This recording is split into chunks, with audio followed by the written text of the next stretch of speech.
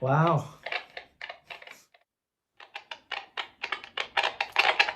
Well, that guy is not going. Are you gonna go?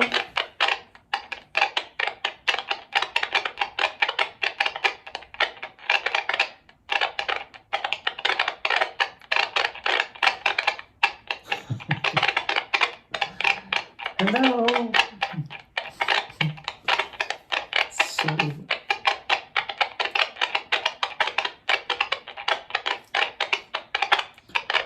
all right. I'm gonna stop it here.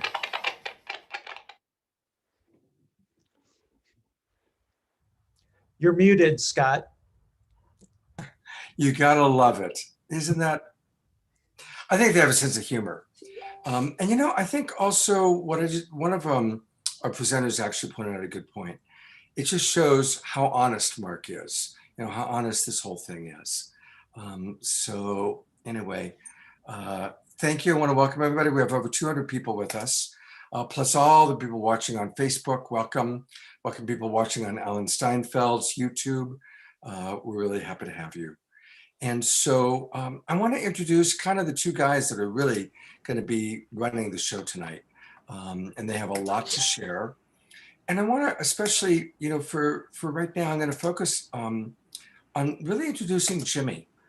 So I'm going to put the spotlight on you, Jimmy, while I kind of share people a little bit about you. This is Jimmy Blanchette, and he's really the guy who has been creating this. I'll tell you a little bit about his background.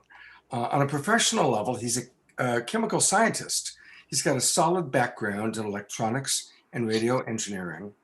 In the early 2000s, Jimmy made a breakthrough discovery in the field of X-ray fluorescence analysis applied to metals and alloys. And he published 2 scientific papers in a renowned scientific journal and co-authored a book on the subject. He's occupied various leadership roles in different technology companies. He's also a master black belt in Lean and Six Sigma and a black belt in design for Six Sigma. These are advanced statistical and business improvement techniques. But he's also an experiencer who's had many out-of-body experiences since childhood. He was always interested in astronomy and astrophysics. He always knew we were not alone, and he's been reaching out to these civilizations since he was very, very young. And as I learned that today, that really actually made an impression on me, Jimmy, because I think you've been blessed with an assignment that you're fulfilling quite beautifully. So tell us a little bit about how you relate to that and a little bit about how you started doing this at such an early age. Thank you, Scott. Thank you for the introduction. Very generous of you. And I just wanted to start by saying thank you to you and Debra and all your team for providing this wonderful platform tonight to enable us to share this information, which I believe is very, very important. In terms of my background, so I started really in the field of radio at a very early age. I became an amateur radio operator at the age of 12 years old. I passed my license at the time. I am originally from northern Quebec, Canada. I come from really a farmland, northern Quebec. This is a province that speaks French, so hence my very strong accent. I became amateur radio at 12 years old, and from that point on, I really did that at the time to open myself up to the world, because I was kind of in a very remote location, and I was, seeking to expand my horizons, if you will, and the radio was a wonderful way to do that. And so I started building antennas and making communications all over the world at a young age, and then I, really got interested in, science, because this is all technical and scientific, obviously, matters. So I became very interested in astronomy, astrophysics, electronics, and so forth. So I kept building antennas, for the major part of 30 years, and work in the field. And here I am today, trying to push this technology as far as I can, and to make it, do something that's going to be beneficial for the world. So that's where we are today. Well, thank you, Jimmy. And, thank you for your dedication, for having the fortitude that even though a lot of what you were exploring, there's a lot of prejudice against or cynicism, and to work as hard as you have to support. And now all of us are really benefiting from what you have discovered and created. So thank you. I'm also going to add to our spotlight. Most of you know Mark, but for those of you who don't, I am going to just share a little bit about his background, and a little bit about what I really have learned about Mark since working with him. In terms of background, Mark's a computer scientist and a Harvard Business School alumni. And he had a face-to-face contact experience that absolutely changed his life. And it shifted Mark's passion and focus to supporting the healing of our planet, world peace, and hosting these CE5 and CE6 events. And in July of last year, Mark produced the Harmonic Convergence 2020, which really has helped to organize and bring our communities together.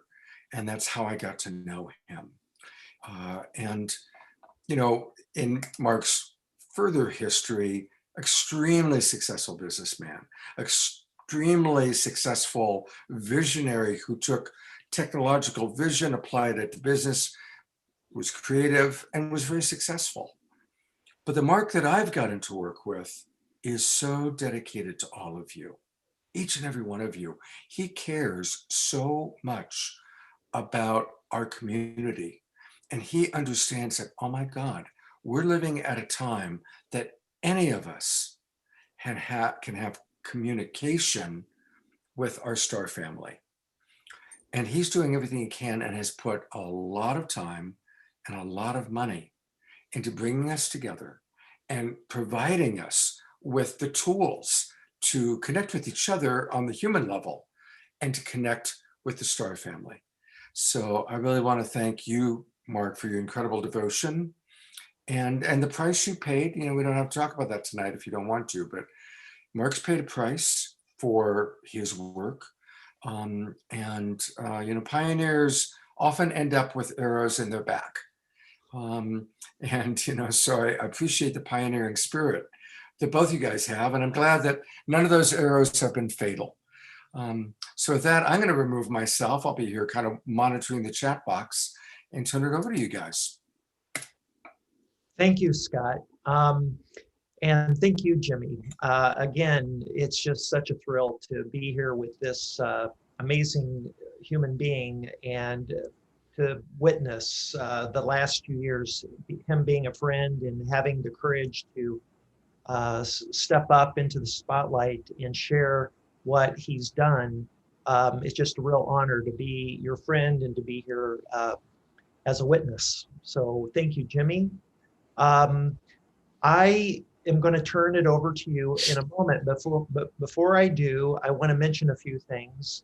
One, that I have now 7 radios here on my desk, and they're all turned on. They're all on the same frequency, and they haven't made a peep. I want to just prove that they're all set to the same frequency, and if I hit the push to talk button on one of them, you can see they're all lighting up. Let's see. I've got one here that is off. Frequency mode. Okay. Now they're all. I forgot to turn that one on. So I've got these all on, and I just want to keep them on during the show. I'm going to keep my mic going, and if we hear one, you'll hear a, kind of a chirp or static. And what I anticipate is we're not going to hear anything until we finish a little bit through the presentation that Jimmy's going to give, and then we're going to do a live demonstration, and we'll be able to continue the presentation and monitor the radios, which is a different format from what we did Saturday night. I waited until the very end of the show to try to make contact, and it was late, and we decided to just wait a few minutes, and nothing happened. So that's what's going to happen. There's going to be a surprise at the end of the show, so please stick with us till the very end. We anticipate going until about 8 o'clock. Then we're gonna stop. But before we stop, we have one major announcement and one other thing that I want to share with all of you. So please stick around for those two surprises.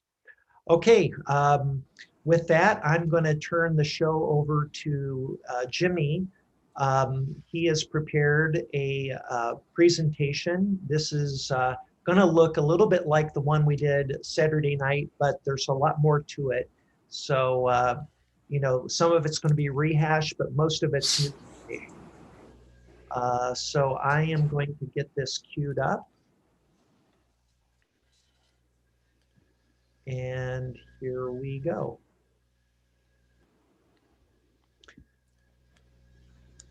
All right, thank you, Mark. Excellent. Thank you, Mark, and hi everyone again. So tonight we're gonna talk about communication, and we'll introduce a technique to do communication with non-human intelligences using electromagnetic radio waves. If you want to go to the next slide, Mark.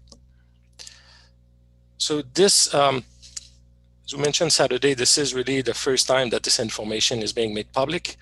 We had a brief introduction on Saturday. We had limited time. It was a great introduction.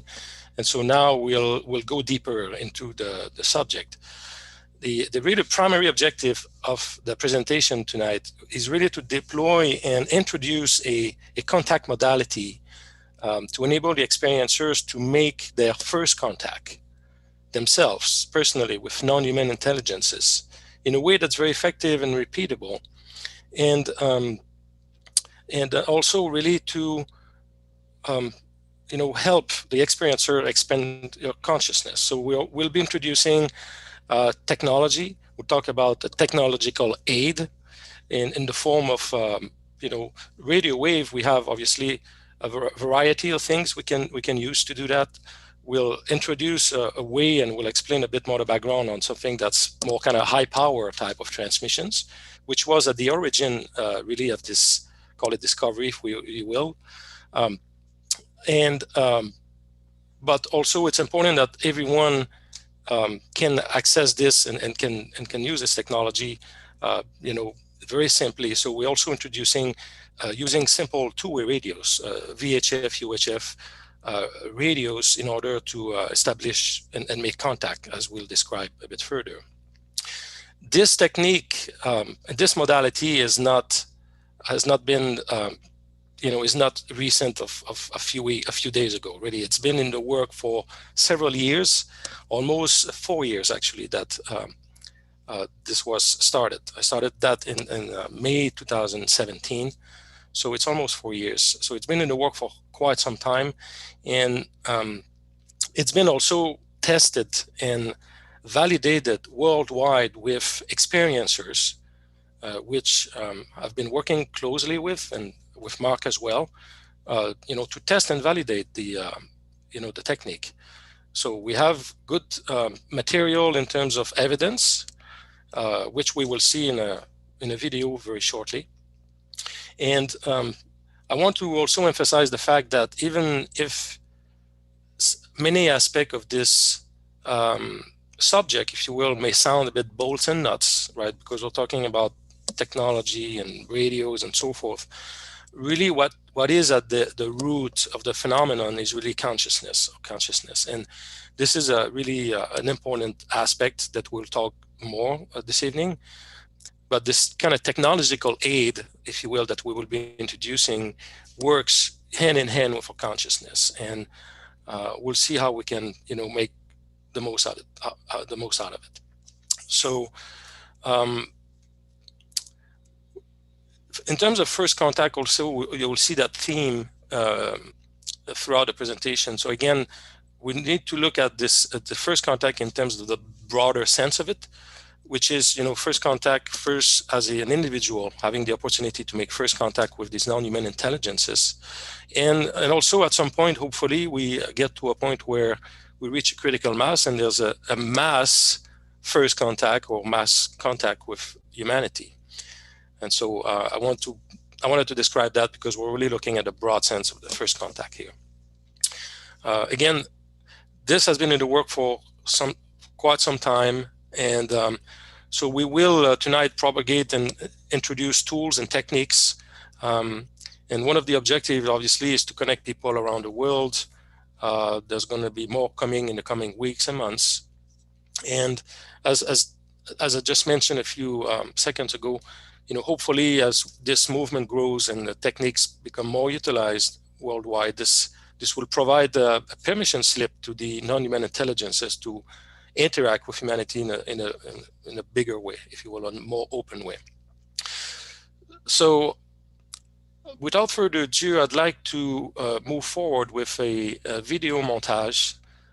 It is a video montage that's going to last about 38 minutes, and which is a collection really of various video clips that have been collected and documented over the last 4 years, really. Things are accelerating. There's more activity, even more recently. So we see that, and I'm sure Mark is feeling it, and many experiencers in the world are feeling this quickening, if you will. But this is, again, a collection of video clips. It is not a professional production, but hopefully we'll enjoy. And the purpose of this montage is to provide a good visual right at the beginning of this presentation, so the audience can visualize and a good visual of what we're really talking about in terms of interactions with radios and sightings and so forth. So I think the documentary or the mini montage here will do a good job at providing this visual, and then we'll be able to expand further, more on a theoretical side, and we'll have a full-blown presentation, about 20 slides to go through tonight. So Mark, if you want to pick it up from there. Yeah, so Scott's got the video. He's going to start playing here in a moment. And I just want to mention that we are going to have a Q&A section. There's been a collection of questions that we've gotten from the chat Saturday. I'm also doing my best collecting some of the questions that people are posting in the chat this evening. And we'll get to some of those questions tonight as well. So that's something I forgot to mention. And with that, Scott, are you ready to play the video? I sure am. Here we go. All right.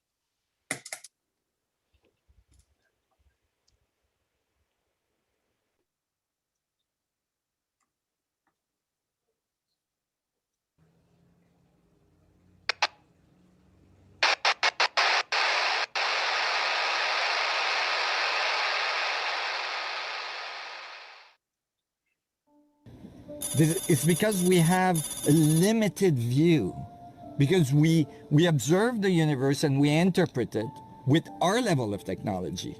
Right? That's right. And it's very dangerous because we forget that, like, it's most likely so far beyond what we can imagine. Right. We assume that something we think is like not possible, or it's magic or whatever, but it's basically maybe just a different way of communicating.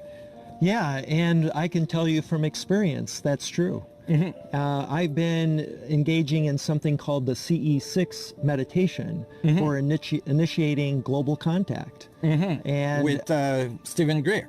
No, well, I learned his meditation, which he calls the CE5 protocol. Right? Okay, yeah. We've developed something, Tejbar and a good friend of mine who lives about 20 miles away, Jimmy Blanchette, he developed a way to communicate with extraterrestrials using a radio telescope. And he has one in his backyard that's massive, 150 kilowatts. Wow. And it blasts. So he encodes a message into an audio file, and he aims it at the moon and blasts the moon, and that thing reflects everywhere. And we actually had him create a special message for the harmonic convergence.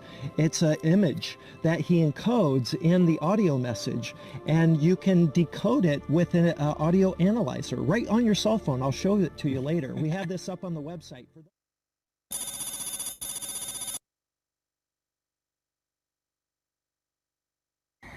So this is, you know, my little table and my chair where I sit in the evening.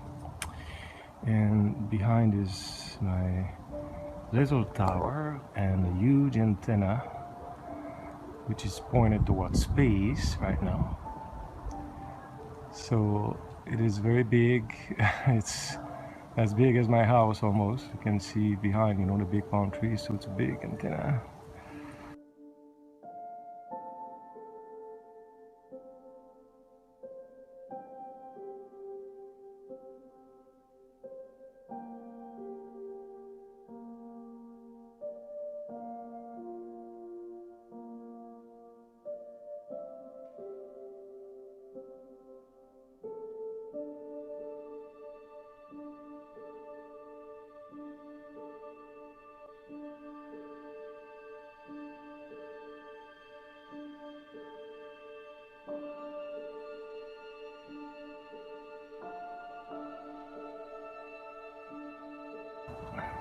And big antenna, and I will show you in a little minute how I transmit messages towards space.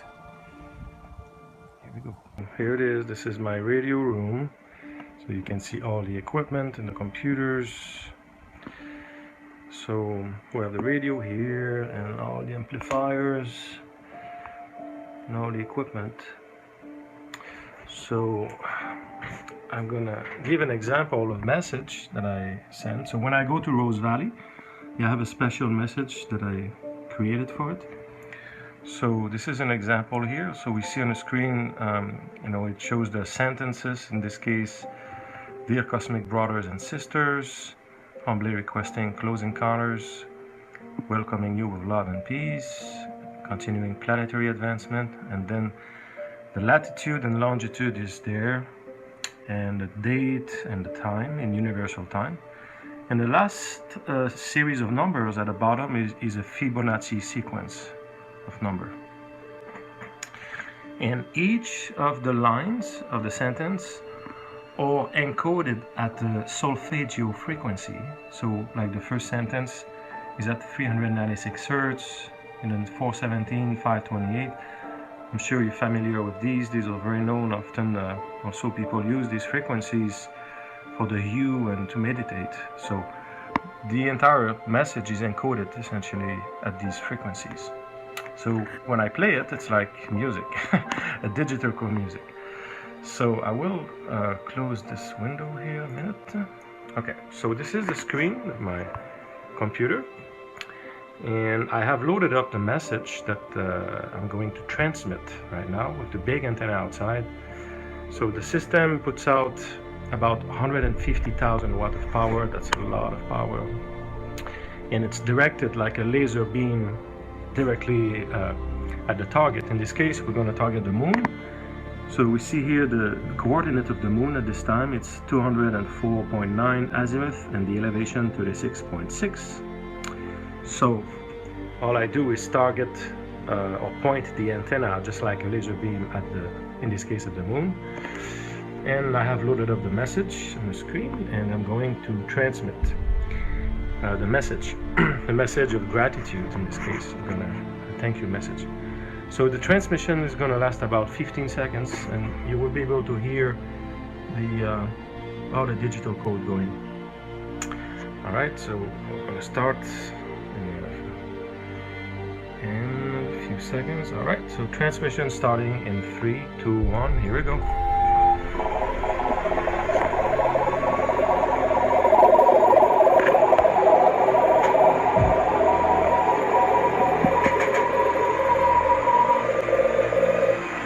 Here we go. So it's already done. So we just transmitted a message of gratitude, and so that's how I did it the first time that I had my first close encounter in Rose Valley. I had transmitted an invitation with coordinates and time and date, and the ETs were there the very first day. So clearly they decoded it immediately. So I transmitted earlier today at the moon, at the Jupiter, Saturn, and the moon, and inviting them for contact tonight. And so I will spend some time under the star tonight. All right, just wanted to show you. So again, this is my little shack here, radio room. And hope all is well.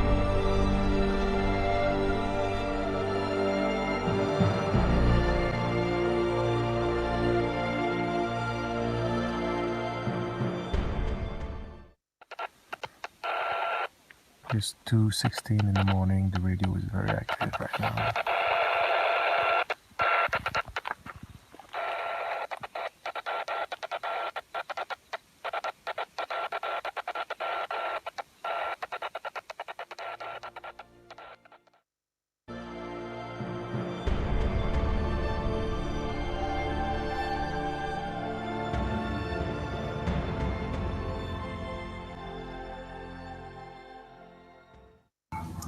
Welcome, good morning, my dear friends and cosmic family.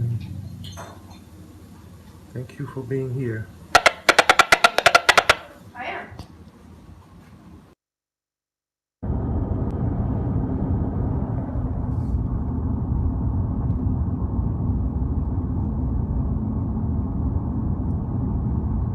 Are you here, my friends?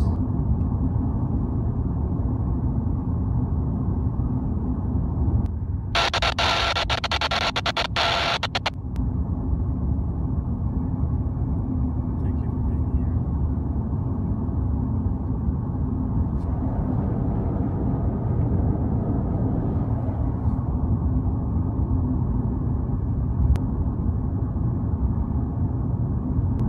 Can you give me a sign of your presence?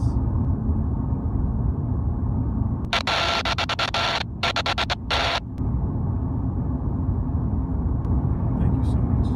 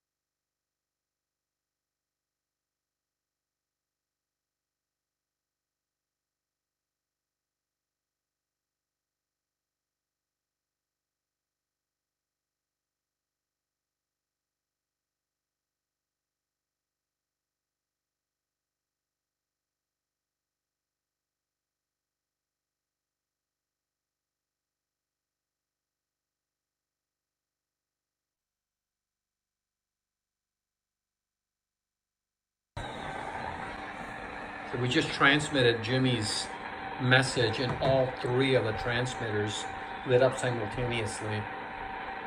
We just got to the house. We're making dinner, and we are. Way over there. Is it going off right now? Yeah. Magnetometer's going off. Like crazy. So we are getting activity. Oh, magnetometer is going off the charts. Oh my gosh. I have got like Oh my God, this is really going off the charts. goosebumps. This is crazy, so good. This is going off the charts. Look at that. Whoa.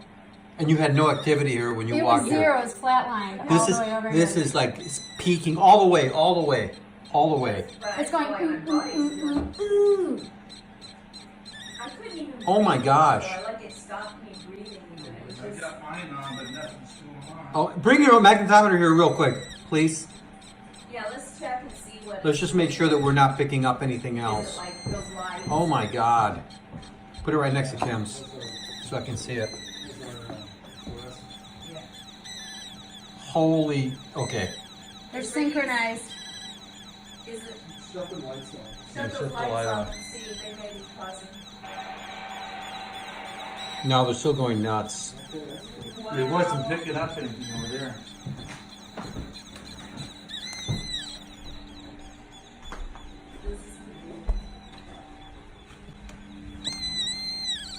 I've never seen that. It's still going off over here. It was completely dead over here. I know, when you were standing here, nothing. They all aligned just like that came on. Let's see if yours will come on. Hold on. Usually like one will start No, drumming. mine's picking up signal too. Bring it over here. I don't, what's right here? Oh, look, Can we this turn is the light back doing on? it too. Yeah. All four are coherent now. So are the three on right now? I got mine on. Ricky's is doing it. This is insane. Okay, we got a concert going on here. So This is unusual. so mine's going now. I'm getting transmission. Right now, mine's got transmission. Now it's off. Yours was doing the same as ours. That's And I know mine's the dead now. the tri-fields are. Mine's not picking up anything. It's a sequence over there. Yeah. There they I can go. hear it. Kim and I had a synchronicity there for some reason. There it is. Oh, there's, Oh. well, speaking No, of the they're devil, all look, there were like- all three. Oh my God, all four of them. Oh my lord. This is crazy. Look at that. What's that? We got response as soon Thank as. you. As soon as Thank you you transmitted. very much. We love you. As soon Thank as you you. transmitted the message.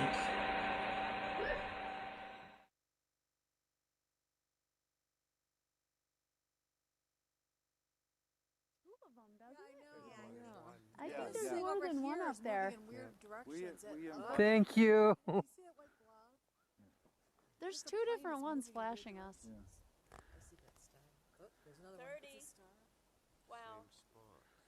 Wow. Yeah, it's hovering now. Whoa. Is there anyone who hasn't seen We all see it. Whoa. They're just signaling. Whoa, that's bright. Whoa, thank you. There's two flashing.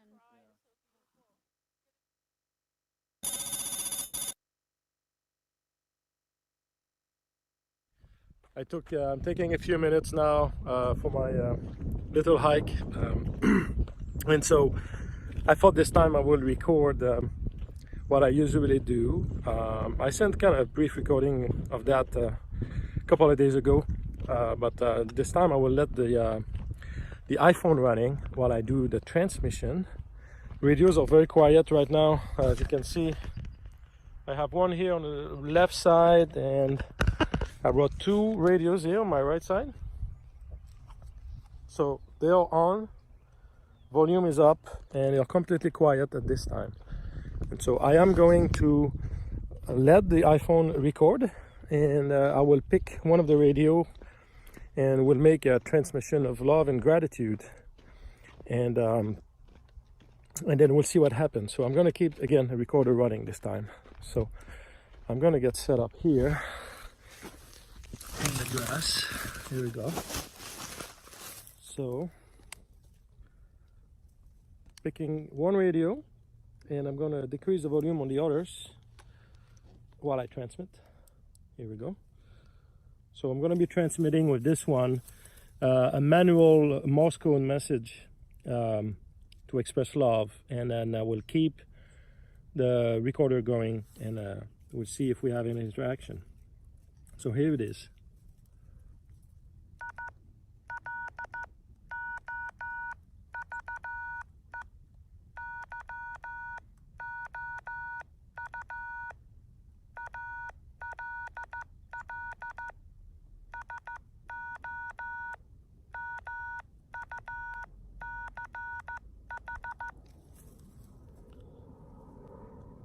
So I just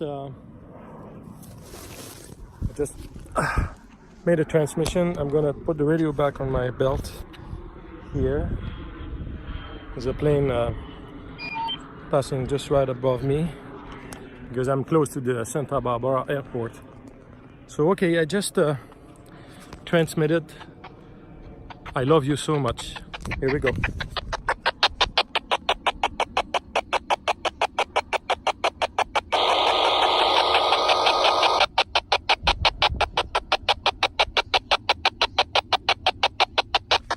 So we have 2 radios now active. So we just heard both radios going off immediately after the transmission. So again, I transmitted, I love you all so much.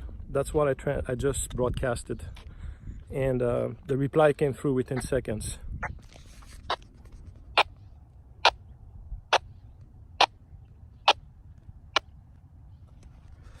So we even see a change in the pattern here. So this is, you know, these civilizations, they are very responsive to this type of communication, especially if it comes from the heart, obviously, and we hear the reply coming through as we speak. So in any case, I just wanted to share this little experience.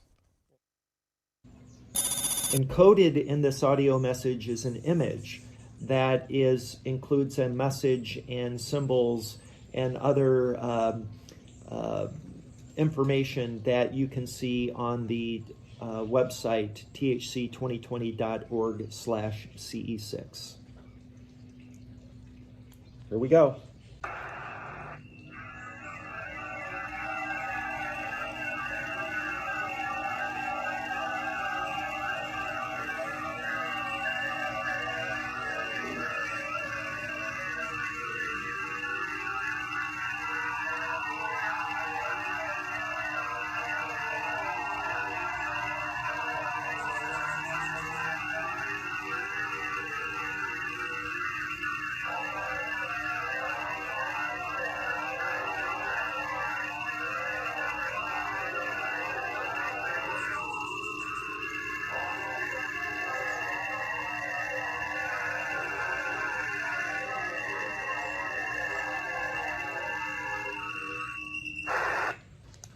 Okay, now I'm going to put the radio down and let's see if we get a response.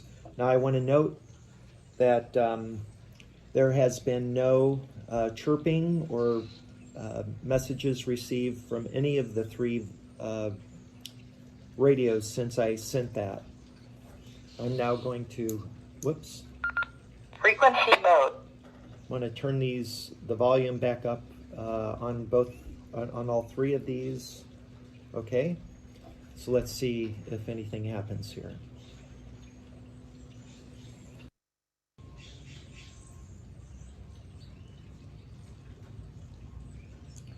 Okay, I'm gonna go make myself another coffee, and I'm gonna let this roll, and we'll see what happens.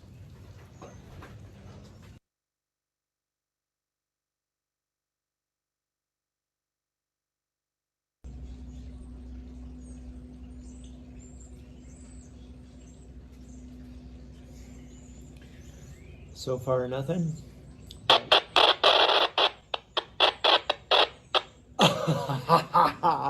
All right. Wow. Wow. I'm getting chills. This is amazing. All right.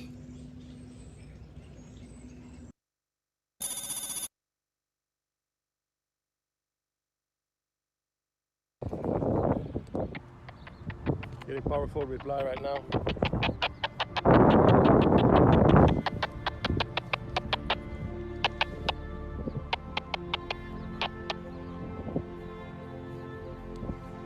So both radios are active here.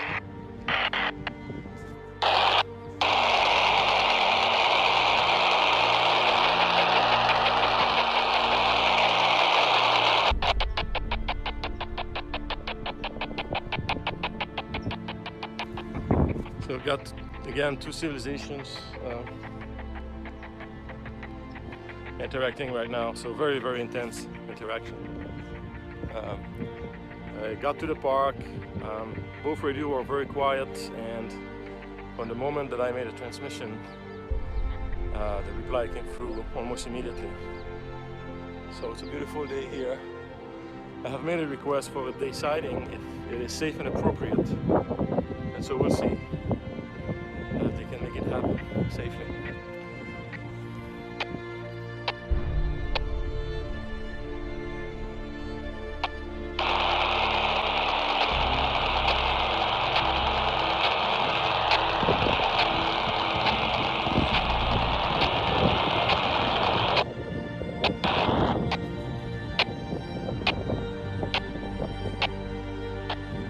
very powerful interaction. It's a beautiful thing.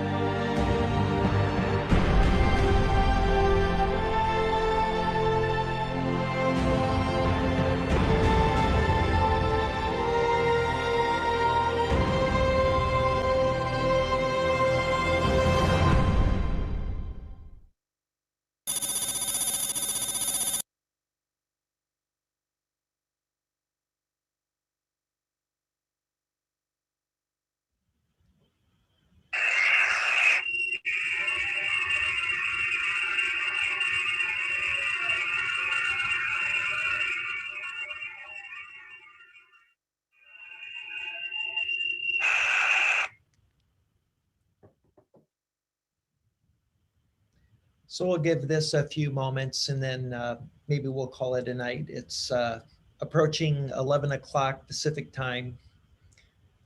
2 o'clock East Coast, and we do have East Coast. Right. Yeah.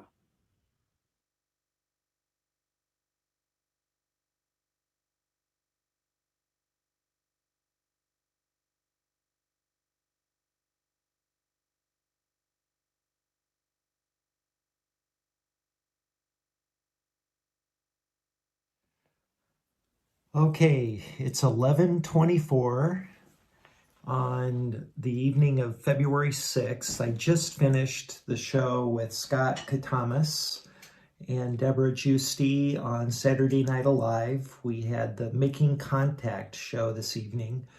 And just a few minutes ago, we ended the show. And as soon as we ended the show, this radio that I was attempting to initiate contact with started lighting up. So I just wanted to document this, that contact has been made.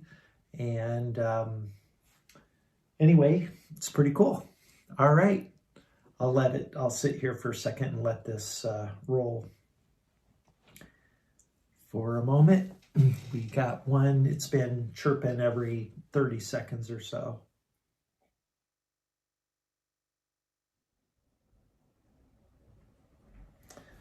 I'll be right back. Huh? I have to use the restroom real quick. All right.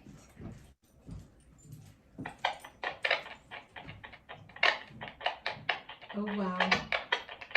If you could see this. They're going off. Yeah.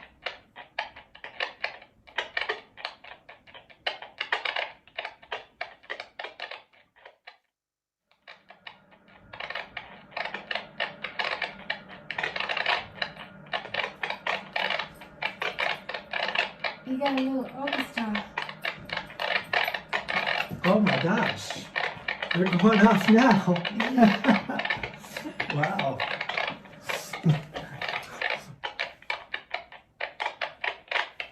There they go.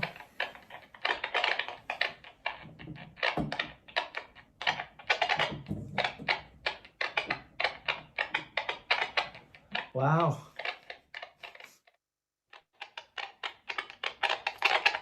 Well, that guy is not going. Are you gonna go?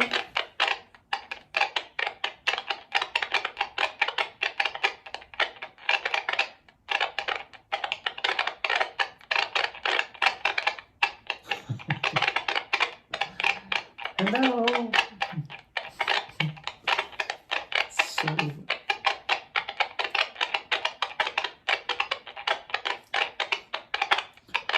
all right. I'm gonna stop it here.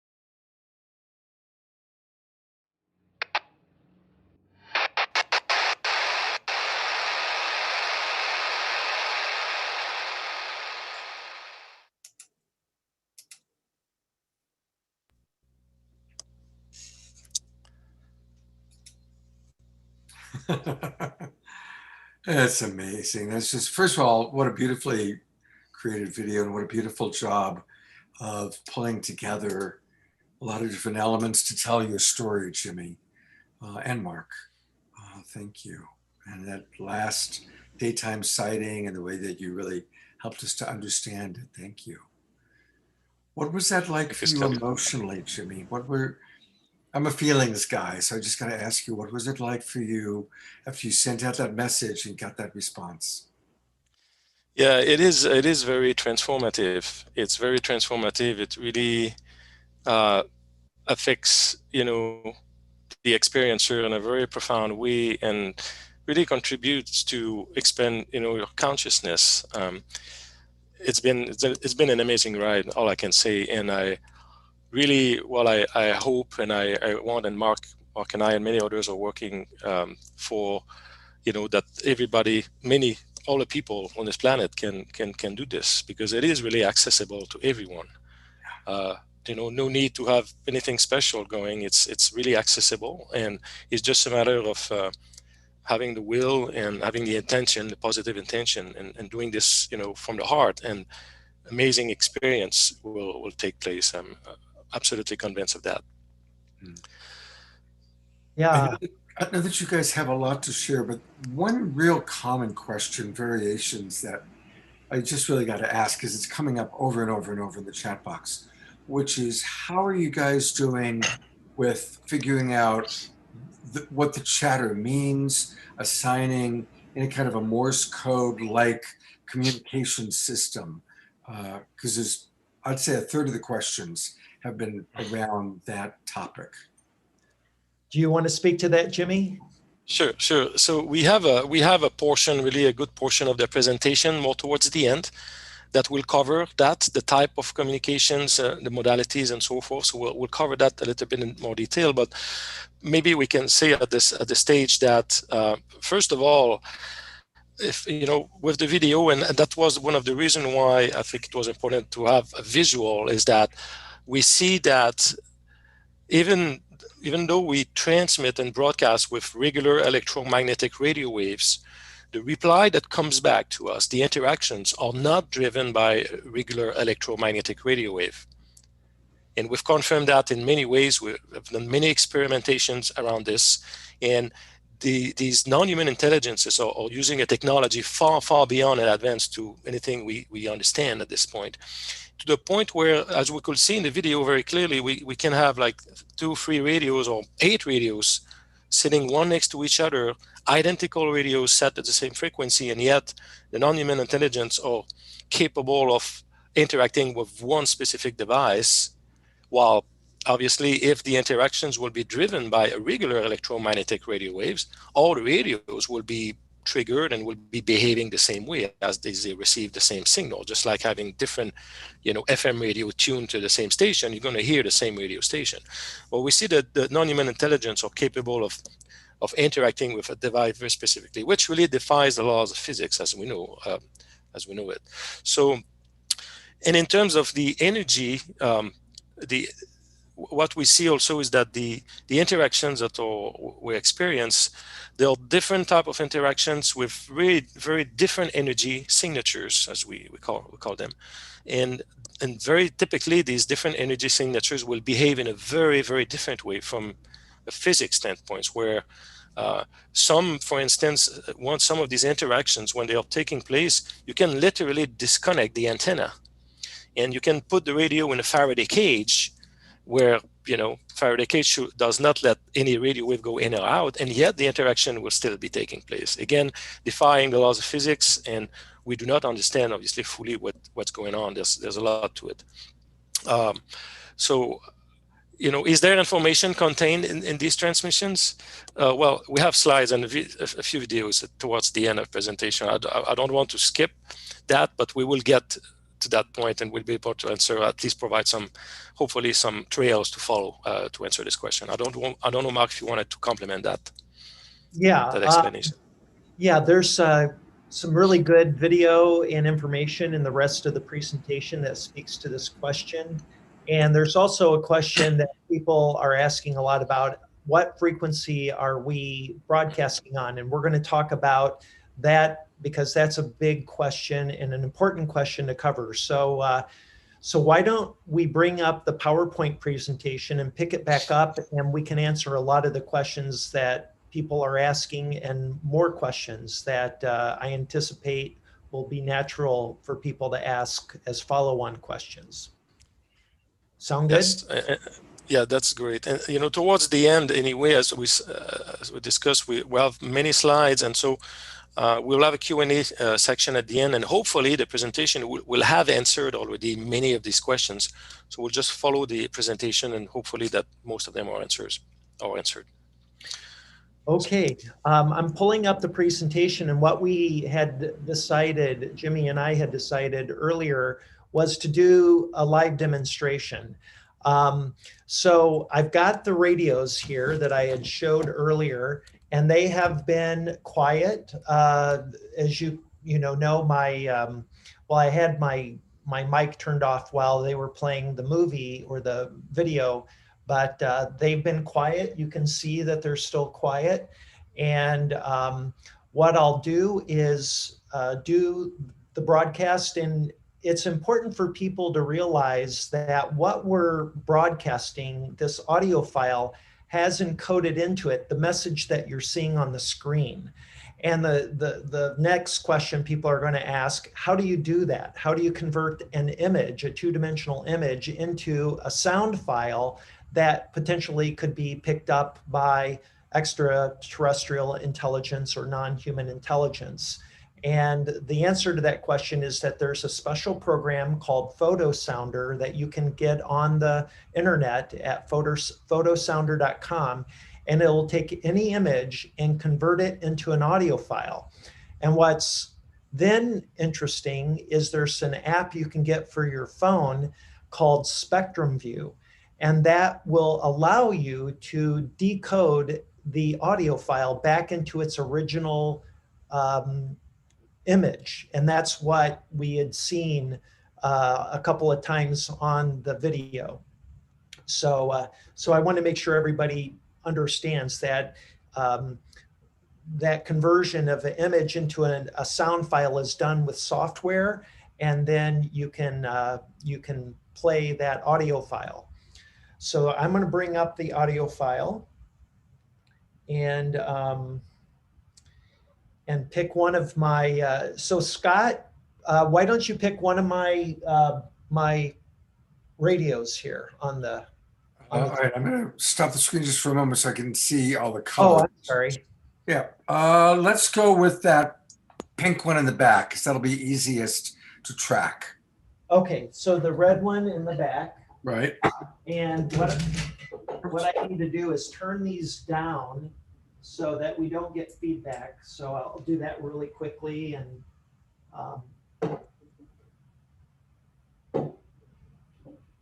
the audio message itself is about 45 seconds long. And now that if I hold the button, the push to talk, you can see that they're all on. Hopefully I'm not. You can see have the green light on, meaning that they're receiving a signal. This proves that they're all on the same frequency. And now what I'll do is broadcast the message.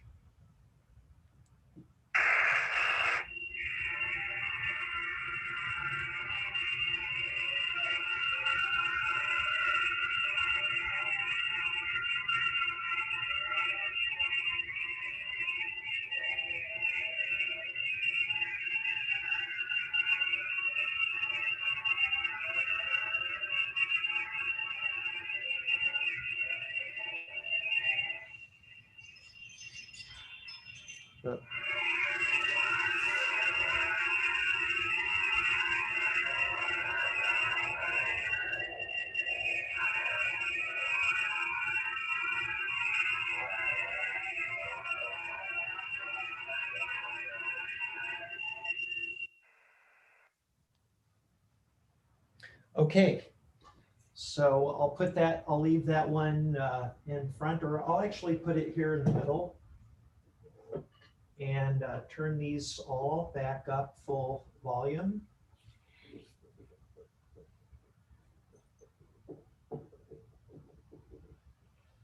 And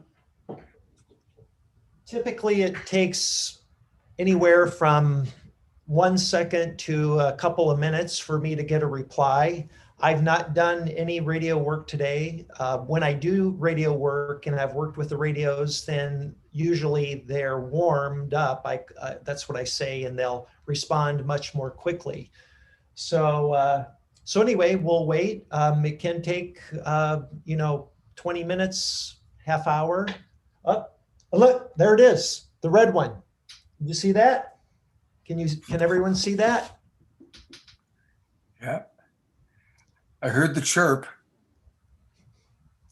So we got a response on the red one, and all right.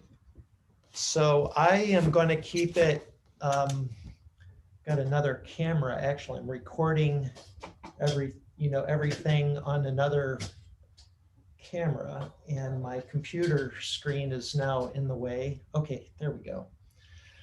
So that we can document this.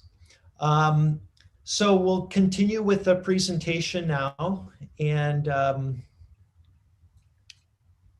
that was cool. We got a response, and we picked a random radio, and we'll continue with the presentation.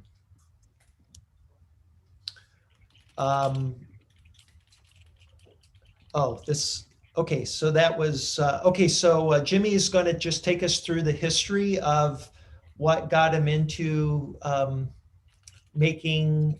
doing space communication and reaching out to extraterrestrials using radios. So go ahead, Jimmy. Thank you, Mark. So just a brief history on how I got there. Before first contact was made on May 1st, 2017, which is really the day or the night that I had my first contact. Back in 2013, I became very interested in a communication technique called moon-bound communication. It's also called Earth-Moon-Earth communication, but moon-bound is the word more commonly used. And it is a communication technique which consists really in reflecting radio wave off the surface of the moon, essentially using the moon as a passive reflector and bouncing radio wave off its surface so they can come back towards Earth. The front wave comes back toward Earth. And this way, we can establish two-way communication this way, essentially using the moon as a passive reflector. Very challenging. It's a very challenging mode of communication, obviously, which require a lot of power and a lot of very sophisticated equipment and expensive equipment. So I was very interested by the challenge, and I started building up antennas, which I had done all my life, but I started building up antennas to be able to do that. That was, the first prototypes were completed in 2013. I made my first moonbound communication in May of 2013. And then got essentially wanted to improve this, this prototype, and started building an antenna system called TARP, which stands for Triangular Array Rotatable Polarity. It is the antenna we see here on the screen. It has a triangular shape, and that triangular shape is not an accident. It really provides unique performance characteristics, let's put it this way. So from 2014 to 16, I was really dedicated to set up and develop this high power antenna system to make this moonbound communication even easier, if you will. And since I've realized over 600 communications using TARP and moonbound communication using this principle. I had the opportunity to write a couple of scientific papers about it. We'll see on the next slide. The first one was in December 2016, it was published. And the other one was in May of 2017. And the antenna itself was also published or made a cover page of a technical magazine, a German technical magazine at the time, back in 2016. And all that really, at the same time that I was working on these antenna system, my interest for contact work was increasing dramatically. had been very interested in civilizations out of this world for pretty much all my life, and I always felt connected to the universe. But my interest, I was seeing this video of the CE5 groups doing contact work. I got really interested, and I decided to give it a shot. And naturally, it made sense to repurpose this space communication technology, if you will, to this to do contact work. And so maybe you want to go to the next slide. Thank you. These are the paper I mentioned earlier,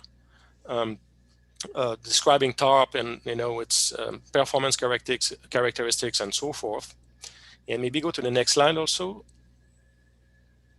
Here we go. And this is a representation here of the moon-bound communication I was describing a bit earlier.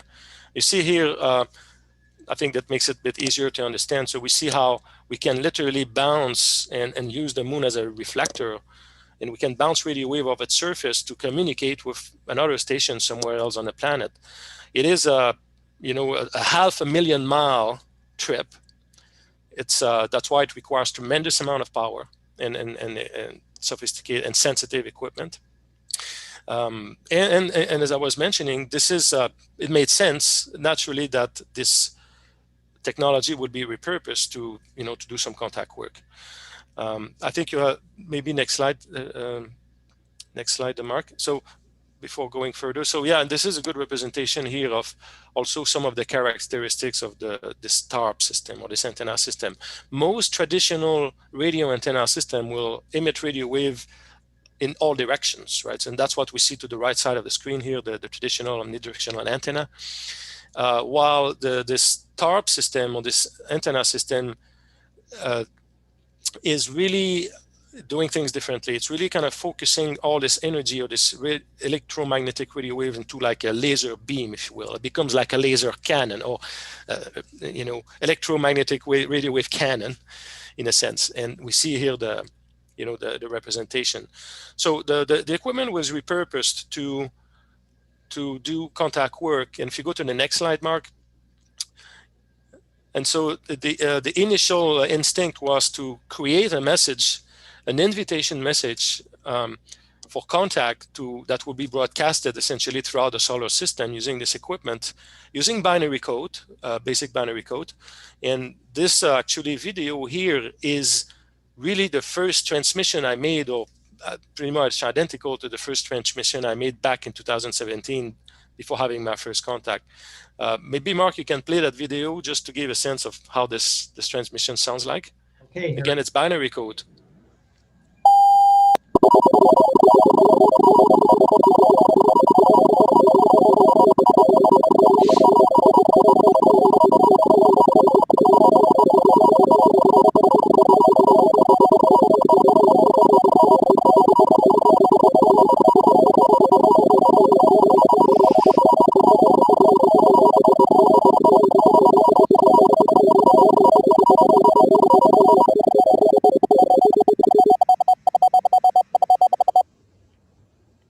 So this was, thank you. This was really a homemade kind of binary code message that was created with, again, coordinates, latitude, longitude, time, and date, where I had the intention to go and to attempt contact work on a very specific day. This was broadcasted with full power, 150,000 watts of power throughout the solar system. At the time, I had targeted all the planets of our solar system, including the sun and the moon. So I had to do it on different time of the day, of course, to be able to reach all these different bodies in our solar system. And let's remind ourselves also that many planets have multiple moons. If we take Jupiter, for instance, Jupiter and Saturn, they have a lot of moons. Like Jupiter is 67 moons orbiting around Jupiter and 61 moons orbiting around Saturn. So, and some of them are massive. If we take the moon of Ganymede, for instance, Ganymede is as big as planet Earth, literally, and it's orbiting around Jupiter. So these are all the bodies or the astronomical bodies that were essentially targeted and hit with this transmission. If we go to the next slide. Okay, so the slide prior to that. Oh, you want to watch? I think we skipped one. Video? Yes, this one. Yes, this one. Okay. So it's 2:16 in the morning. The radio is very active right now.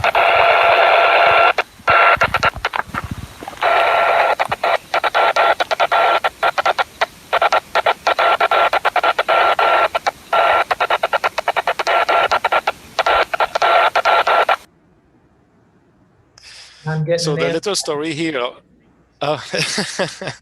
Here we go. So little story behind this. So I, that night that I had set this coordinate time and date, I by myself alone went to in the middle of Los Padres National Park. It's about an hour drive from my location here. And I was actually, that first evening, I was just really scouting a site, more scouting a site where I could do contact work with other people, with a group. I intend to create a group, a C5 group at the time, to do contact work. And so, I didn't have any expectation that my transmission would do anything, quite honestly. But, it was worth giving a shot. But I still went to the site that night and looked at the location. It was a great location near a lake. And I decided just to, set up the chair and try to meditate a little bit, 15, 20 minutes just to relax and just before going back home. Again, I was alone there at night. It was, I think I got there at 10 o'clock p.m. or so. So it was in the dark and late. And maybe about 20 minutes into the meditation, the radio started interacting the way we see it on the screen here. This is a very good representation of exactly what happened that night. And the first time that this happened, I thought actually the radio, there was something wrong with the radio. I said, there must be something wrong. The radio had never behaved this way, ever. I had this radio for many months and used it for satellite communication and other type of communication. Radio had never behaved this way. And here I was in the middle of a national park where there was no cell phone signal at all. I was too far from everything. And yet here, Mark's getting a signal here. Is it the red radio that we see? Yeah. It's been going off since you've been talking, but I don't want to interrupt you. Awesome. So yeah, and so 20 minutes into the meditation, the radio started going off, and I did not click on the moment what was going on, quite honestly. I was very intrigued by what was going on, but I didn't make anything of it. I said that maybe it was fairly chilly outside. I said maybe electronic is being affected by the temperature. I mean, we try to rationalize these things, of course, and went back home.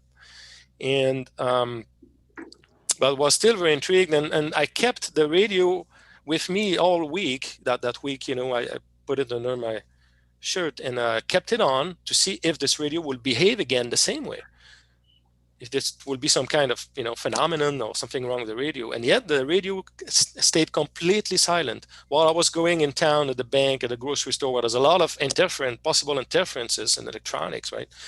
Nothing happened. Went back to the contact site again, did the same protocol, transmitted coordinate times and date, went back there, and the same thing happened again. How could it be possible that radio goes off in the middle of a national park again, while it stayed quiet in town and city where there's interferences? And then I started clicking what was happening. I started understanding what was really happening. And it really snowballed from there, and started having sightings after that, and so forth. So that's really how it started. And that's really the brief history of this, how this all started. Maybe we can go to the next slide, Mark.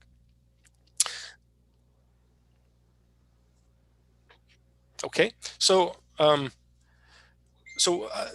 we've been covering quite the TARP system now, right? It's again a high power system, sophisticated. However, one does not need to have that kind of equipment or technology to make contact using electromagnetic radio waves. And that's why we, this technology, this technique was, in a sense, modified or reformatted to accommodate something smaller. So, why not transmitting these small radios, for instance, right, that we're using, these handheld VHF, UHF radios? Would it work? Well, this slides, I think, describes it really well. It is really possible, and it also works to do the work or to do this transmission using the small radios like Mark is having on his table here. The reason being that, and most people do not know that, is that although on the Earth, when we utilize this technology, the small radios, the signal can travel a few miles, maybe 10 miles or 2-3 miles, depending on the terrain, depending on the landscape, the surrounding, mountains and so forth. However, in free space, the signal, even from a small handheld radio like that, will travel tens of thousands of miles into space. It will actually reach the moon and far beyond the moon. And most people don't know that, but it is true. So if you take a radio like the transmission that Mark did earlier, that transmission reached the moon and beyond. So, so in that context, it's kind of makes sense that if there are non-human intelligences out there that are monitoring the activities on the planet, that, or if they have probes around, that they will pick up the signal and decode it. And what I've learned, obviously, from my own personal experience when I had my first contact experience, is that the reply came through the very first attempt. So there are quite massive implications to this, because here I was transmitting with a homemade binary code kind of algorithm, and immediately that signal was picked up and decoded and acted upon because the ETs interacted back. Now they interacted in a way that defies a lot of physics, with not utilizing regular radio waves, but they still interacted. So clearly, these transmissions are clearly heard and decoded. And one could argue that they may be decoded instantly. And there may be technologies out there to monitor every signal, every type of signal emitted from planet Earth for whatever reason. So again, this is hypothetical here, but that's the implication of having a reply after the first attempt. So the small radios we describe will travel really far. TARP obviously has a longer reach, will cover the entire solar system, and will cover a few billion watts through space. And we see Mark is showing the radio here interacting. And so TARP will obviously cover, will have a broader reach. But one could, postulate or hypothesize that if planet Earth is being monitored, that there are non-human intelligences that are not far at all, that may be surrounding the Earth, cloaked, or close to the moon, and these, non-human intelligence will pick up the signal immediately. So this slide here shows the radio that can be utilized. Again, a simple 1 to 5 watt of power will travel tens of thousands of miles. This hardware is available to the general public. These types of radio, some types of radio are called family radio service radios, available to order, is available to the public. One big advantage, obviously, of this type of communication is that you can carry the device with you anywhere you go, and you will experience interactions, at different locations, but you don't need to be necessarily under the stars at night, and so forth, right? You can carry the device and having interaction anywhere. Go ahead, Mark. Hey, Jimmy, we're approaching 7:36, and I want to give time for people to ask questions, and the radio, the red radio is responding. So if you don't mind, why don't we, move this along and, really quickly. I think one of the things that we would want to cover is this video confirming that they're not using radio waves to interact with these radios. Clearly, this radio has been chirping and none of the other radios are chirping. So how is it that they're interacting with just this radio? And confirming this is this video that, let me show you this video again. This video of the microwave oven test. So, yes. So yeah, this is a good one here. Okay, That shows so if the we press the non-human nature. button here on the side, we get the regular radio. So here we go. And so the frequency 95.1, we'll turn up the volume, then we put it in a microwave. And the reason why we put it in a microwave is that the microwave has a Faraday cage. You see the door here? All this material is to keep the wave to get in and get out. So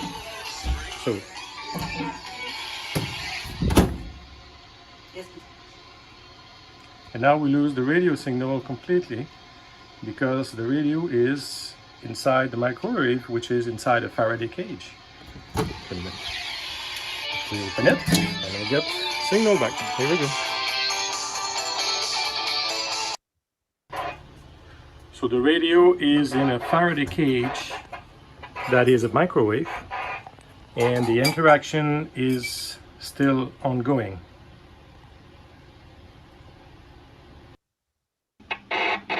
So putting the radio in a Faraday cage, this is a microwave, and the interaction is still ongoing, despite the fact that the radio is contained in a Faraday cage, which does not let any radio waves going in or out.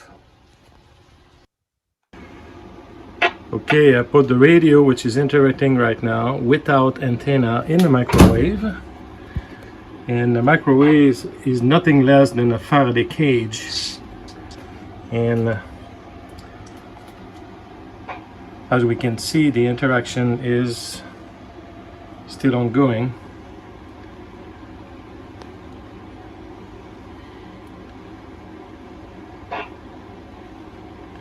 Again, the radio does not have an antenna and is inside the microwave, which is not letting any radio wave go in or out. As we can see here, the door has a material that prevents any radio wave to get in or getting out, and we saw that the radio was still interacting inside without antenna. Here we go.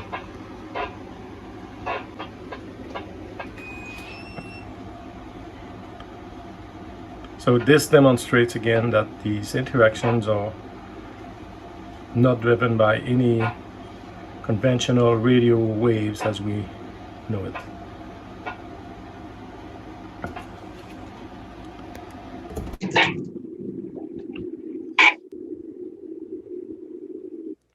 Okay.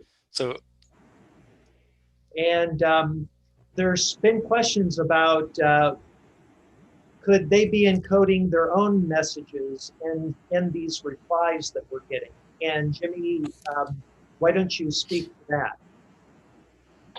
yes. So yeah, this is an important question. Obviously, is like, are there messages? Is there information contained in these transmissions? We have a slide, Mark. We have a video actually that I'd like to show. We hear these interactions like this kind of white noise, this going on, right? And is there information contained in this? So to illustrate that, put this montage together, which shows like, the appearances can be very misleading. And so what you will see in this video montage here, and I will let it play, is a short burst of white noise or static, very short burst, like we hear on these radios, right? So we're going to hear the short burst at the beginning of the video, which represent a chirp, like Mark is getting on his radio, and then see what happens. So we just heard the fast burst. Now let's see what can be hidden if we slow down this burst tremendously.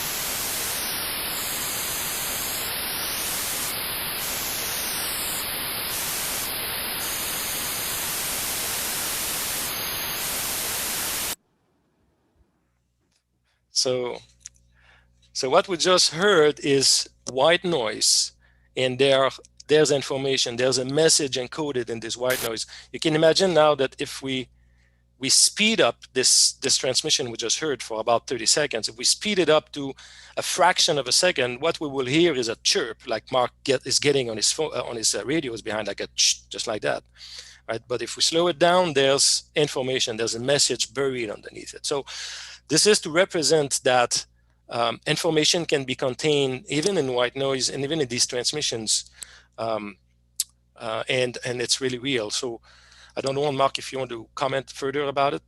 No, we haven't had a lot of time to analyze these messages, although Jimmy has done some of the some analysis, and he's done videos. You've done the one where you decoded the 8 tones, right, Jimmy?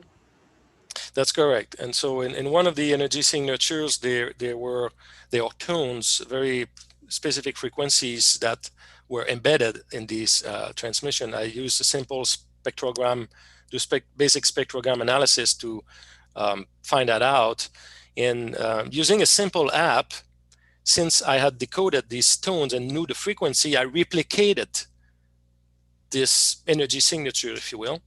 I replicated these 8 tones that are contained or buried in that energy signature. And I rebroadcasted these as well. And to my surprise, every time that I rebroadcasted these tones, I got a reply back, typically within 30 seconds to a minute. A very short burst, but a reply with the very same tones that I had broadcasted and synthesized. So this was quite amazing. And I'll just play what that sounds like. This is the synthetic 8 tones that Jimmy created out of the analysis that he did on one of the transmissions he received. So this is what it sounds like.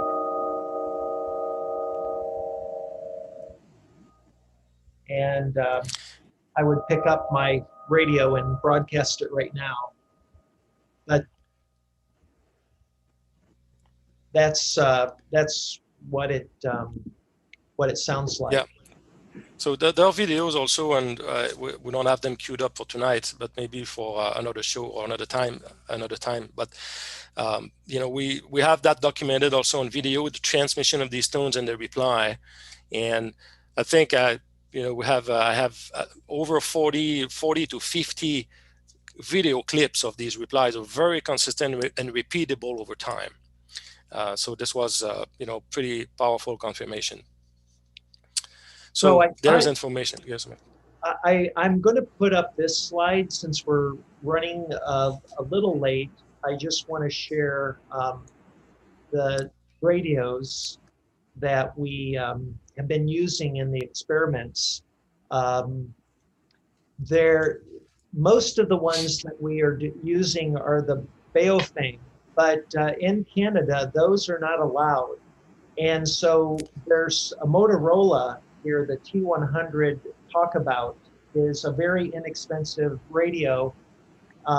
It only broadcasts on the family service radio channels. There's, I believe, 22 channels that you're limited to.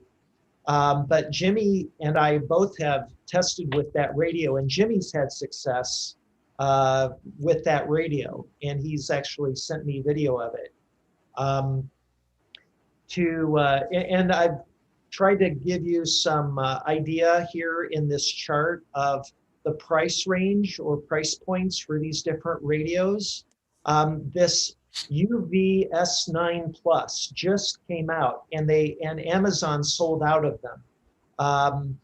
But they're the new model. They're inexpensive. They're half the cost of the previous model, which is the one on the far left. And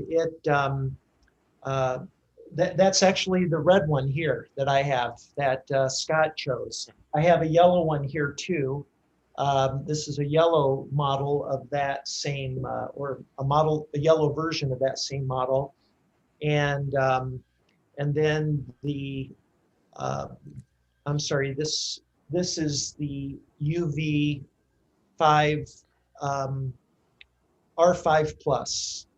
And I have it mislabeled there on my slide. So that's the red one again that we just heard. Now we got two of them. That's the first time we've had two of them go off at the same time. To help people understand what the family radio service channels are, here are the 22 channels on the right. And the actual frequencies are listed in the second column for each one of these channels. And what's important about FRS channels is that anybody can use these channels. Doesn't require a operator's license like a ham radio does. One of the reasons why these radios are not available in Canada is because you can use, you're supposed to have a license to use these if you're not using them for these specific frequencies. And you can configure the station or the channel, the frequency on this to be an arbitrary channel rather than the 22 listed here. So that's something we're going to be talking more about in a future show. We're going to educate people on the proper way to legally operate these. We don't want to create a problem within our community, and we want to educate people so they don't get in trouble. And we just want to be good citizens as we do this. So that's what we're attempting to do tonight, is begin that process.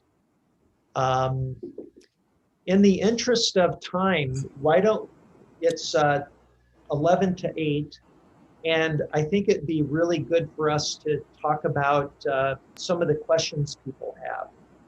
And one of the questions somebody had was, which radio would we recommend if you can't get a Baofeng because of the limitation? And the Motorola was one. Any radio that you can get. There's some radios that are marine time radios, and those will work as well. I have one of those that I've tried. They use a different set of frequencies, but you can use those. And if you get a, there's a operator's license for GMRS frequencies that it costs about $40 to get the license. There's no requirement. You just have to submit an application with the FCC, and I have mine. And so I can operate at higher frequencies with higher power than the family service radio frequencies. And I encourage people to get a GMRS license because that will give you the ability to work with the stations or the frequencies at a higher wattage power output. There was a question earlier somebody had about why are the ETs not just showing themselves? Why are they operating, you know, kind of in this aloof way, rather reclusive way? And it is my belief and my personal experience that a face-to-face contact, and even seeing a ship, my first contact experience was seeing a ship materialize out of thin air above me. And it's such a shock. You know, it wasn't a negative shock. In fact, I was elated when I saw the ship because for me, it answered this burning question that I wanted an answer to. And that was, are we alone or not? And I found out we are definitely not alone. They're right here. But because I was so excited about it, and when I returned home, I began telling my family and my friends, and I'm really enthusiastic. They literally thought that I was that I had been drugged and that I had been hallucinating and that I wasn't grounded, that I was actually having some kind of, mental breakdown because I couldn't sleep.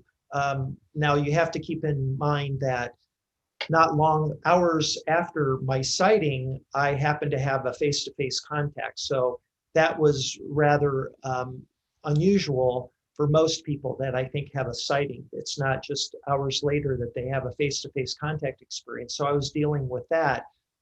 But looking back on my experience, it is a bit of a cautionary tale that you really have to be careful about how you handle this and how you approach your friends and your family with, you know, the knowledge or the experience that you have. And I think that for most people, for those of you that are on this program, I don't think if you saw a ship that you would freak out and people, your friends would necessarily think that you were freaking out. But I do think that the extraterrestrials side on the side of caution, and they don't want to create problems for you. And by working with the radios, it's a way for establishing contact that's repeatable, that's demonstratable to your friends and family. It gets them engaged in a way that might pull them into, you know, the process of having a relationship. And I can tell you, these radios do talk to you, and not necessarily through words, but energetically. There's something happening here, and you know, Jimmy can speak to that as well.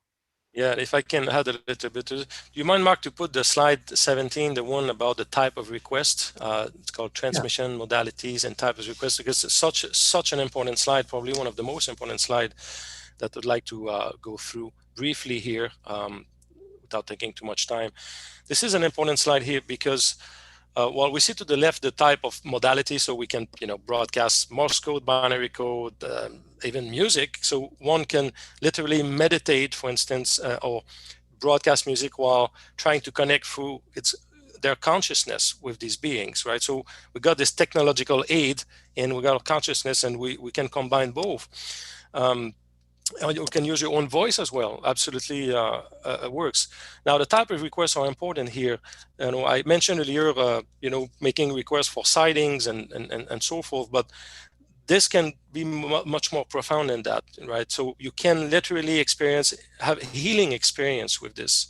And I experienced this myself personally, or even out-of-body experience. I also made a request back in 2019 for an out-of-body experience, where the request actually was asking for assistance for an out-of-body experience in which I will have the full memory or recollection of that experience. So that was the very specific request. I was obviously not expecting anything to happen. And that very same evening, while I was fully awake and aware, I was not sleeping, fully awake and aware, my energy body was essentially extracted from my physical body. And essentially, the request was acted upon exactly as requested. It was the most profound experience of my life, literally. So this is to show that there are many possibilities to this. And it's not only for sightings, can be for healing as well, doing energy work and so forth. So there are many, many possibilities to this. And again, this is just technological aid to enable the expansion of our consciousness. So really, the sky is the limit. And one of the modalities you had there was Morse code. And I just prepped, I turned the other radios down. I want to do a very quick Morse code message. This is going to be love and peace to all. And then I'll do this. I'll set the radio back down, and then Scott, you can share with people. I just want to demonstrate that Morse code also works.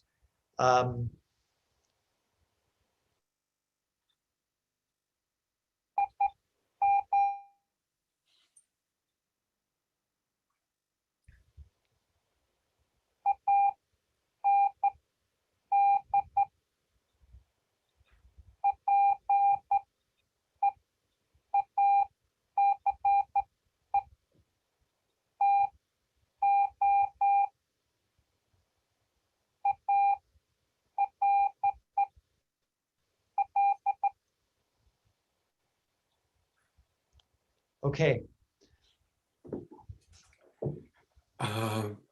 I just want to come in for a couple minutes.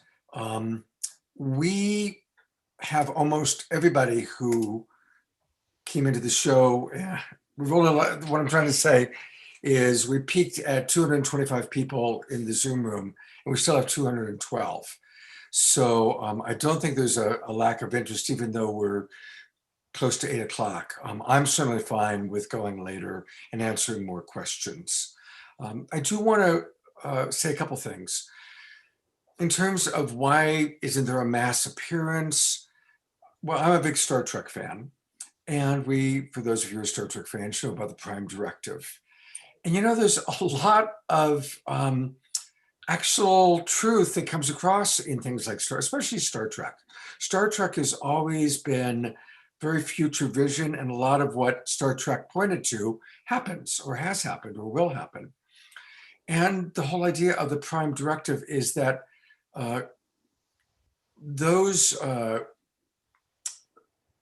cultures that are not of this earth, that are more evolved than we are, they need to let us evolve in our own natural way, right?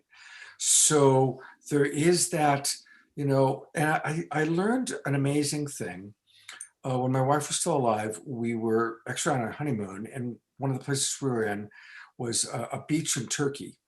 And as it just so happened, that particular beach is where baby loggerhead turtles are born. Now, bear with me, you'll see where I'm coming from with this.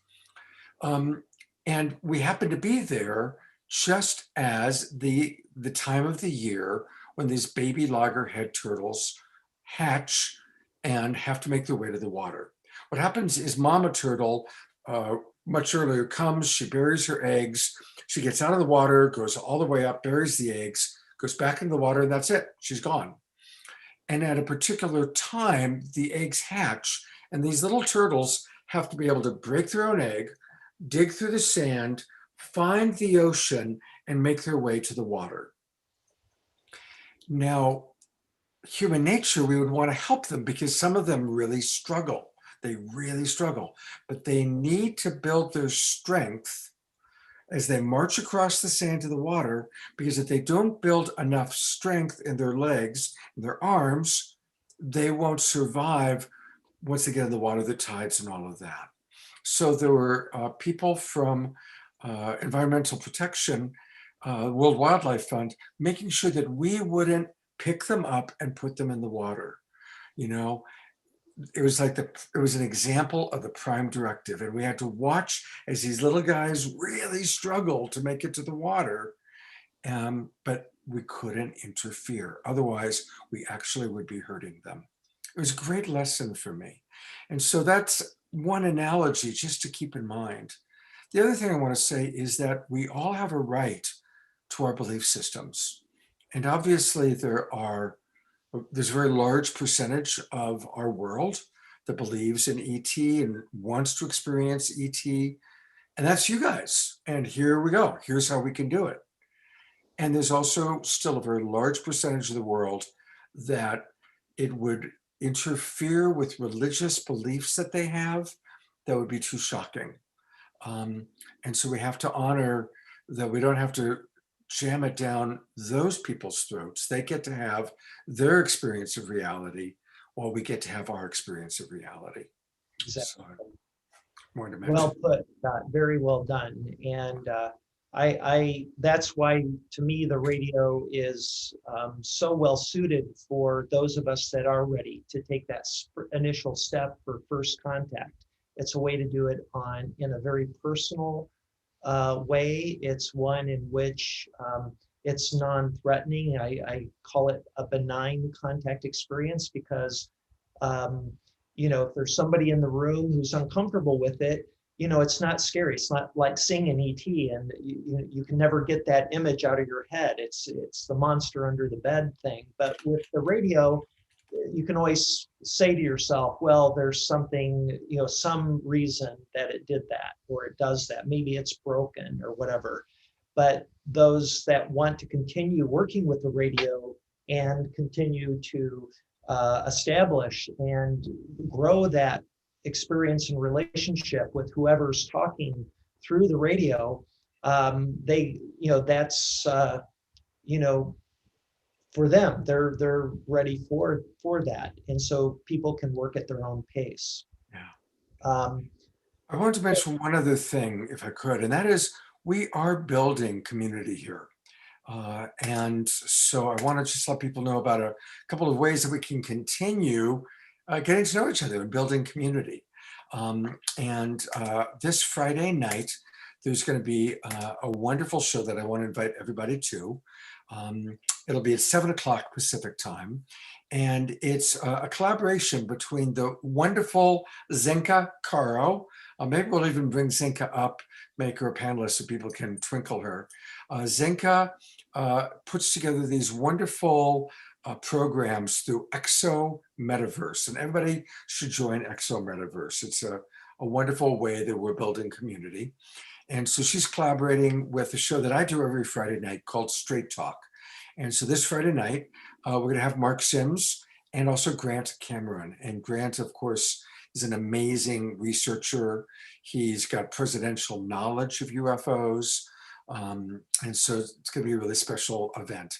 And you can watch it live on Facebook, or you can register, and you can see the link, and I'll put the link into the chat, into the Zoom room here as well. I'll also read it. The registration is bit.ly/EXO-Second Fridays, and it's at 2ND Fridays. And I'll put that link in the chat box. And this is going to be actually every second Friday night. There's going to be an EXO program that will be broadcast through Love Coach Academy, my organization, and will be part of our Straight Talk show. So we really want to encourage all of you to join us. And then I think I'll bring Mark and Jimmy on, because I think this would be a good time to share about what we're planning to do in addition. Mark, do you want to share that good news? Yeah, we are going to be starting a new program called Making Contact, starting on March 7th at 3 p.m. That's a Sunday. And that is going to be our first real attempt to start a global contact movement. And the way that'll work is that people will join by Zoom, and they'll have their radios, and Jimmy and I will create a unique message that everybody can send out at the same time.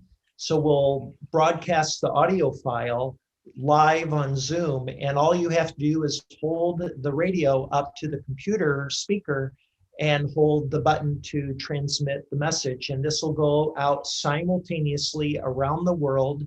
And we're gonna also encourage people to take video and share it as soon as possible while we're on the show.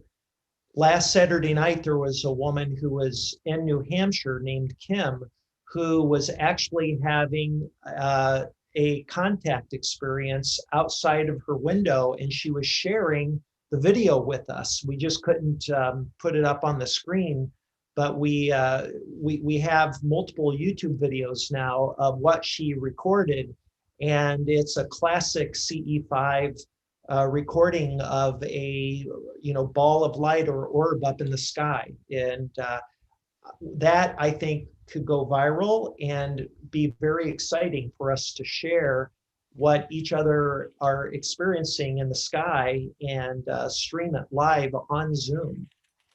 I think this is the kind of thing that can accelerate global contact, and so we're going to start that again March 7th at 3 p.m. Pacific time. That's 6 p.m. Eastern time, so people on the East Coast can participate. It won't be too late for them, and we're going to see how that goes.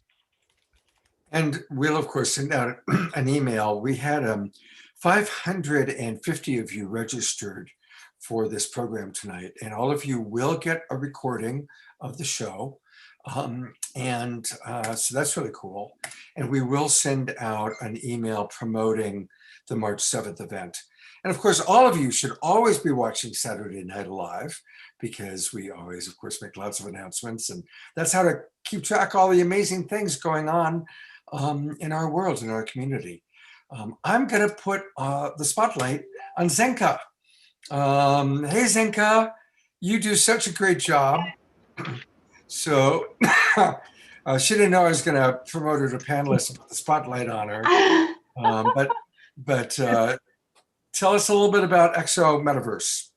Yeah, Exo Metaverse is a consortium of a bunch of different organizations, and we're centralizing some high-tech tools to accelerate the process of contact for the world. So teaching people how to do it, and there's all different ways you can do it, through meditation, through your dreams, all different ways, and just trying to really get the movement going as much as possible and unify it, because I think, you know, as our numbers grow, they'll grow more exponentially, and that's the idea. So we welcome everyone who's here tonight, and we're excited for you guys to share this with your friends. And this is such an amazing citizen science project that's being unleashed right now. You know, March 7th, be there. It's going to be amazing, right? Thank you, Zenka. And she does a lot of great work. You know, one last thing I want to say, then I'll turn it back over to Mark and Jimmy for more questions. What's beautiful about Mark, about Jimmy, about Zenka, about this community is that as fascinated as we are with our star family, we're all really all about being in our hearts and creating more love in the world and creating peace. And so I just want to acknowledge that it is Valentine's Day week. And so, of course, we're going to do a special Saturday Night Alive that's dedicated to love. And so this week's show is all about the most important love of all, the greatest love of all, which is self-love. You know, it's not just about being in a couple and Hallmark Hall of Fame cards and chocolates. A lot of us are single, or a lot of us are in unique forms of relationship. And so I think more and more we're recognizing that love is not confined to a romantic partner that we may or may not have, but love is learning how to treat everybody with love. And we start with ourself. Self-love is not selfish. The more we love ourselves and fill up our cup, fill our gourd, the more that we have to give. Because the truth is, it's our nature to want to contribute to the well-being of others.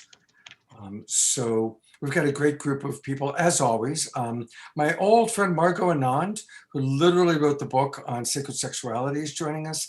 Andrew Harvey, who I believe was one of the most important visionaries of our time. And then the next generation, Kamala Devi and Michael, Dawn. As always, we've got great music. Johanna Beekman, Ian Stone Matthias, Sister Stone, and Magic with Paul Draper. So definitely join us for Saturday Night Alive. We opened the early Zoom room at 5:30. We're gonna have a great chat with Margot. And then of course our regular wonderful show. So thank you. I just wanted to remind everybody about that. And I'm gonna turn it back over to Mark and Jimmy. If I may maybe answer one question I saw on the chat, in the chat room. There's a question that is repeats itself often. It's a question of frequency, right? The question people ask, you know, which channel, which frequency should we use, and so forth. There's no specific frequency really that's needed. Any frequency will work. The non-human intelligence will, if they want to, they will interact with whatever frequency you use. So do not worry about that. Just make sure you have the right equipment, that you operate lawfully, you know, within the rules and regulations of your territory, because these rules and regulations change, you know, from one country to another often. But there's no specific frequency. So wherever you're going to be transmitting on, they will follow you where you are. And then I just also wanted to mention that Zinka posted the link for the Friday night show with Grant Cameron and myself. So maybe those of you who are wondering where to register for that, they can search the chat, and maybe Zinka can even put it up again. There was another question, and I'm sorry, I think the gist of it was, how are we decoding messages? And there's an app on the phone that I recommend everybody getting. I meant to mention this at the beginning of the program. It's called Spectrum View. And I have a screenshot of it, if I can. No, that's not it. If you give me a second. Well, I had a screenshot of it. Let me, okay, I'll just share this website. It's oxfordwaveresearch.com. And if I can share my screen, there it is. So this is an app you can download for your phone. And what it does is, one of its capabilities is rendering a spectrogram.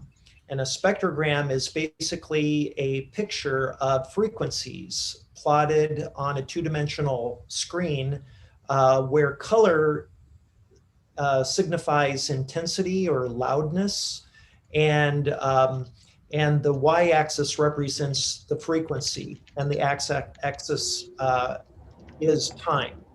So I'll just show you how this works. I did have it up on my screen. So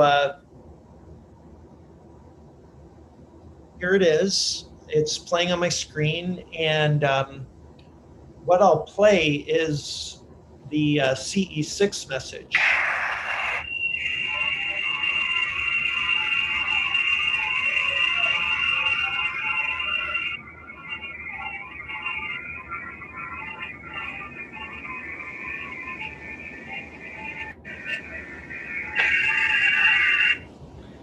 And so I just, played part of it, but it will plot the spectrogram, and you can see the words are in there and the pictures that are encoded in the audio file, and there's a special program for encoding an image into an audio file that you can then play.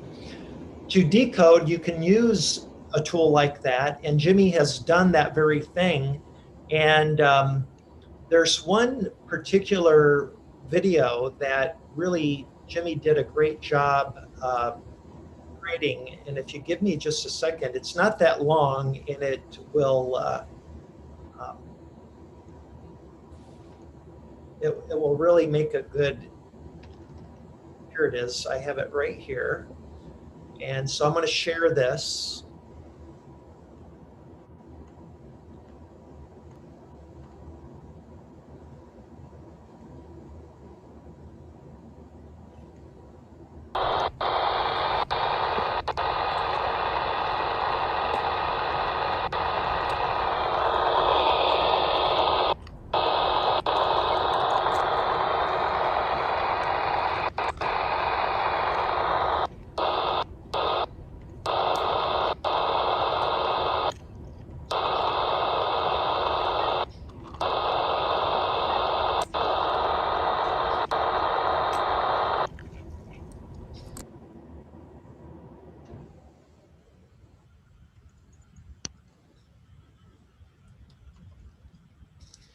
So he's showing these bands of high intensity at specific frequencies, and he's isolated those on the screen here.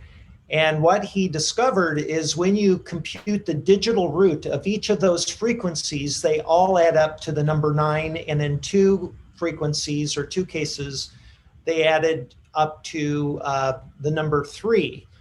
And I'm going to stop it here because I'll just this is a longer video, but this was the signal that he created the 8 tones synthetic message for that he and I both used to initiate contact in our experiments. So that's one of the ways that you can analyze and decode a transmission received through these radios. The other thing I want to introduce people to is this term that Jimmy came up with called signature. When you use these radios often enough, you'll begin to recognize patterns, specific energies and patterns. And it's almost like the radios and the sounds they make have personalities.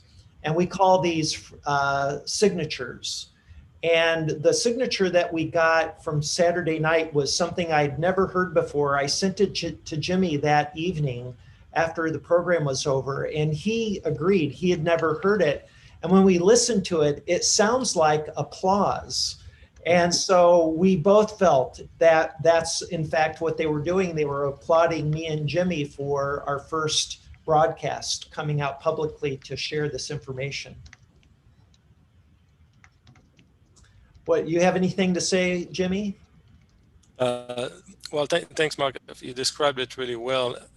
Yeah, one more thing I'd like to add. We mentioned earlier that the nature of these interactions are not electromagnetic kind of radio wave, right? It's something different. And one aspect that transpires from this is that it seems, based on the experiments that we've done, is that the radios sometimes don't seem actually to be receiving a message or an interaction, but there seems to be transmitting this. There seems to be an energy transfer from the radio itself. And we see that because we can actually pick a radio that's interacting and take another radio and touch it, and that other radio that was not interacting will start interacting. Like the energy is being induced into that device, which suggests that the mechanism behind it is far, far beyond, much more profound than what we comprehend. But it's not only energy received, it seems to be energy being transferred to the experiencer. So that's pretty profound. There's more obviously work to be done to understand all this, but this is pretty significant. There's a question that Tisha has. Jimmy or Mark, does a person's frequency affect communication, for example, after meditation or singing? And the answer is definitely yes. I can attest to this. After I meditate or after just being in a good mood and projecting that love energy, I like to build up a feeling of joy, and harmony and unity with our star family. And when I do that, I have much more success. I've done experiments with the radios, and based on what I send will have an impact on the response. For instance, when the thing that usually has the best response is when I send out the Morse code, love, love, love. I've had my whole radios go crazy, and I've got videos of this that I will be making public.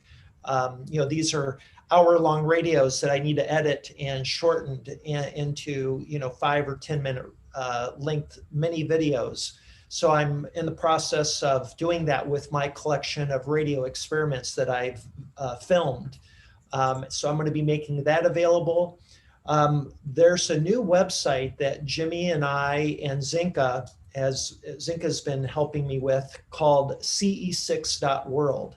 It's just the beginning of a website. It's actually live right now. If you go to ce6.world, you'll see the beginning of a website. There's not much there right now, but we intend to populate that website with resources, videos, audio files, testimonials, and this is going to be the website that we're going to have our consortium members, located on. We're going to support them so that you can go to one place, see all the consortium members, click on their logo, and it'll take you to their website. And we're going to try to support this global community and grow it. But ce6.world will be the place where, if you want to be part of a global initiative to participate weekly or at a minimum monthly per our Zoom room, this is what CE6 is all about. And we want those communities out there that are already established to participate. And that's how we see this happening. All right. I know that there's so many other questions. And what I'm thinking is maybe guys, we can review if there are any significant questions that you didn't get a chance to. Maybe what we could do is put those questions and answers into a form that I'll send or we'll send along with the recording to everybody. How does that sound? Yeah, and there was one question, Mark and Jimmy, they said, what do I do once I get my radio if I'm a beginner? So maybe on your website, they could play that sound or just let them know. Yeah, so we're gonna, you can go to ce6.world, and in the next day or two, I'm gonna have at least the audio file. There is a place that you can download it. I have a SoundCloud account, and I have the CE6 message there. It's also on the website, the CE6, yeah, up, yeah. Oh, it is? It's on this page that I just shared. Okay, great. At the bottom, yeah. Oh, good, good. So there it is. You just added the link. I wasn't even aware that that was there yet. I've got a web developer who I've been giving task to, and he didn't tell me that he completed that. So thank you, Kazi, for doing that.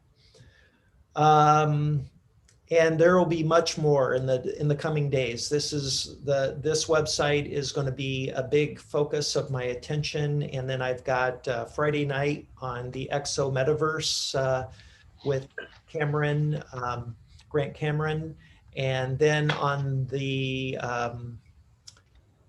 the other thing is Whitley Strieber has invited me to be on Dreamland, his podcast, which will be February 19th. So I'm very excited to be a guest on his show, and we'll be talking about the radio contact modality. And he's just ordered his radios today. And so he's going to try this out for himself, and he's very excited about it, as am I. That's great. Well, all right.